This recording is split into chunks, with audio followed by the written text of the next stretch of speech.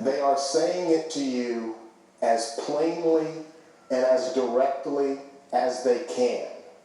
And so the people today who say the folks honored in these monuments were not fighting for slavery, my response is, I understand that that's what you want to believe. And I understand how difficult it is to wrap your mind around the fact that human beings, fellow Americans, would fight, kill other people, and die to preserve slavery. It's really hard to wrap your mind around that, but that is the ugly truth. If you read that quote from Abraham Lincoln, I was raised to understand that Abraham Lincoln was my savior. I was taught that Abraham Lincoln freed the slaves because he knew that slavery was an abomination. Abraham Lincoln said on many occasions, if I could preserve the Union and keep slavery, I'd do it. If getting rid of slavery is what it takes to preserve the Union, I'll do that too.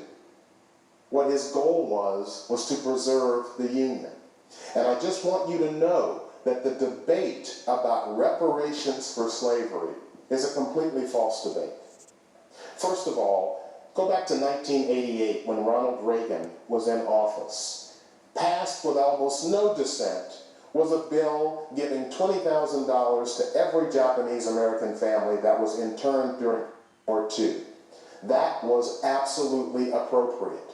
$20,000 doesn't even begin to compensate those families for what was taken from them, for what they lost, and for being essentially imprisoned for the term of World War II.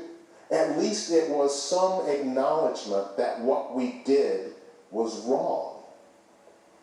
If you talk about reparations for slavery, $20,000 for 4 years of internment, what is it for 256 years of slavery? And here is the kicker. Reparations were already paid because in the Emancipation Proclamation, Lincoln set aside $1 million for DC slave owners to be compensated for loss of property. This is our history.